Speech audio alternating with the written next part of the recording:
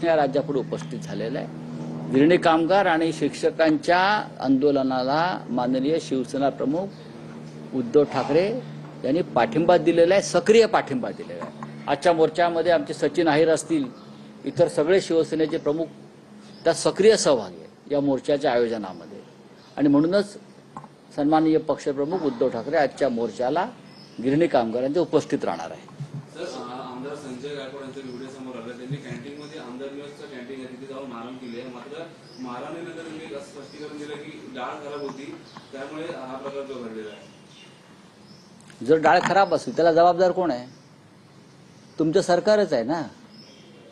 ही डाळ, याच्यापेक्षा वाईट डाळ महाराष्ट्रामध्ये आदिवासी पाड्यांवर गोरगरिबांच्या घरामध्ये मिळते। मोदी जे काय फुकट धान्य वाटतायत सगळ्यांना, त्या धान्याची क्वालिटी आपण बघा। फक्त आमदारांना 50 कोटी मिळालेले आहेत, ठेकेदारांना जे जेवण करणारे कॉन्ट्रॅक्टरना 50 कोटी मिळालेले नाहीयेत। त्याच्यामध्ये भ्रष्टाचार आहेच त्या कॅन्टीनमध्ये सुरू। म्हणून अशा प्रकारे टॉवेलवरती मारहाण करायची का आमदारांना? तुम्ही चित्र पहा। मी आज सीएमना माझ्या ट्विटरच्या माध्यमातून कळवलं आहे की ही आपल्या राज्यामध्ये कायदा आणि सुव्यवस्था आहे। आमदारांना कोणालाही मारहाण करायची आणि मग आपली बाजू मांडायची की मला डाळ मिळाली नाही, मला भात मिळाला नाही, मला असं वाटत नाही। तक्रार करण्याचे काही सनदशीर मार्ग आहेत। तुम्ही त्याला मारहाण करण्याआधी सुद्धा विधानसभेत येऊन हा प्रश्न मांडू शकता। तुम्ही मुख्यमंत्र्यांना किंवा संबंधित खात्याच्या मंत्र्यांना पत्र लिहून तक्रार करू शकता। पण तुम्ही त्या गरीब माणसाला, कर्मचाऱ्याला मारहाण केली, त्याचा काय दोष आहे? त्याचा दोष काय? त्या कर्मचाऱ्याचा दोष काय आहे? हे सरकार आणि या सरकारचे आमदार या राज्यातले जे दुर्बल आहेत, जे गरीब आहेत, जे तुमच्यावरती अरेला कार्य करू शकत नाही, तुम्ही त्यांनाच मारताय। कोण घेणार आहे? बघा, आता त्यांचा विषय अंगलट आलाय, त्याच्यामुळे ते कर्मचारी अमुक तमुक त्यांच्यावर दोष टाकतील। पण मुख्यमंत्र्यांनी जर हा व्हिडिओ पाहिला असेल, ज्या पद्धतीनं निर्घृणपणे त्या कर्मचाऱ्याला मारहाण झालेली आहे आणि सभागृहाबाहेर झाल्या, सभागृहात नाही, आणि त्या कर्मचाऱ्याला सभागृहात येऊन त्याची बाजू मांडण्याचा अधिकार नाहीये। तो मुका माणूस आहे, लक्षात घ्या।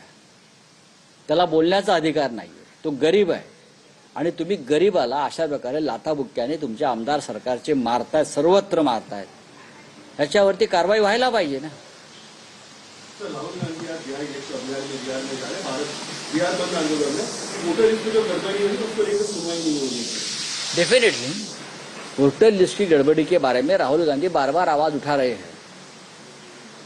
बिहार में जो चल रहा है, वोटर लिस्ट में नाम आने के लिए जिस प्रकार के बहुत ही खतरनाक नियम डाल दिए हैं चुनाव आयोग ने, उसका मतलब क्या है?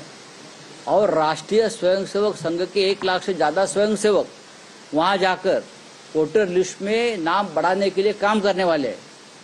उसका मतलब क्या है?